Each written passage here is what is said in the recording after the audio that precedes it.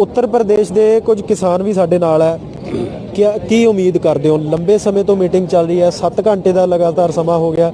उम्मीद करते हो कि सार्थक नतीजे वाल जारी होएगा? 5 मिनट का काम था ये। जानबूझ के हरासमेंट किया जा रहा है ताकि किसान भूखे रह के परेशान होकर ठंड में वापस चले जाएं। ये इनकी रणनीति है। और एक आध दिन में आप देखना है लॉकडाउन लगा देंगे, कह रहे कोरोना आया, कोरोना आया, कोरोना आया, कोरोना आया। इतने झूठे मक्कार लोग हैं ना। ये वो वाली बात होगी, झूठों ने झूठों से कहा सच बोलो।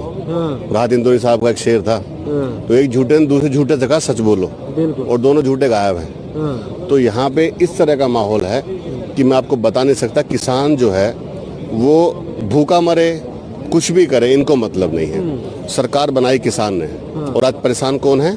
किसान। 2014 का मैनिफेस्टो उठाइए आप इनका, 17 का उठाइए उत्तर प्रदेश का।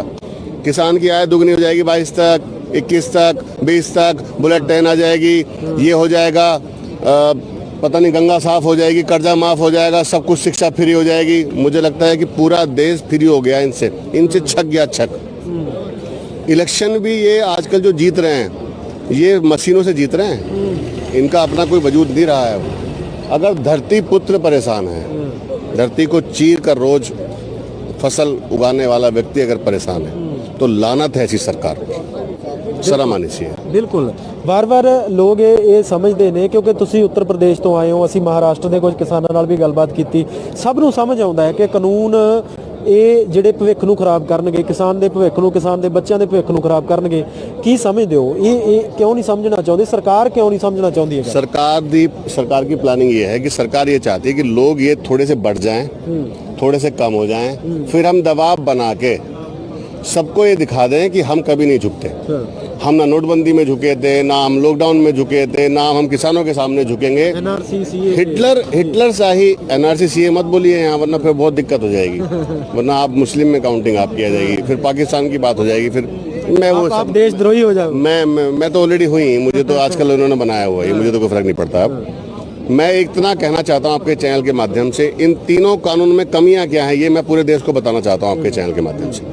पहला जो कानून है, जो ये कहते हैं कि प्राइवेट मंडी हो, कोई भी अपना माल बेच सकता है किसी प्राइवेट को, उससे काला बाजारी शुरू होगी। अडानी अंबानी जो ईस्ट इंडिया कंपनी की तरह काम करेंगे देश में, फिर वो महंगा करके हमें वापस बेचेंगे जब स्टॉक कम होगा। दूसरा, जो ये कहते हैं कि आपकी खेती पे साहब कॉन्ट्रैक्ट बेस्ड खेती होगी, आप अपनी जमीन पे कॉन्ट्रैक्ट कर सकते हैं दूसरे किसी व्यक्ति को, सरकार आपसे कॉन्ट्रैक्ट कर लेगी, कोई दूसरा व्यक्ति आपसे कॉन्ट्रैक्ट कर लेगा। अगर आप मेरी ज़मीन पे कॉन्टैक्ट करके मुझसे ज़मीन ले लेते हैं तो उस पर हक आपका हो जाता है माननीय कोर्ट के हिसाब से।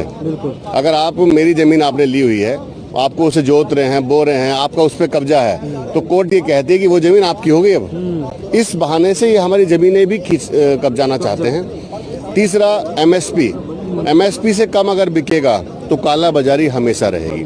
आय दुगनी की आप बात करते थे, हुआ क्या? आय दुगनी नहीं हुई, आधी हो गई, कमर टूट गई है, किसान परेशान हैं, युवा बेरोजगार है, बहुत बुरी स्थिति है देश की साहब। सरकार को सारी बातें, 5 मिनट का काम था, ये पता नहीं 6 घंटे से क्या अंदर लेके बैठे हो। उम्मीद रखते हो कुछ? नहीं, उम्मीद तो बहुत पहले छोड़ दी थी। पहले छोड़ दी, अभी आंदोलन पे उम्मीद है? आंदोलन पे उम्मीद है, हमें किसानों पे उम्मीद है, इन पे उम्मीद है।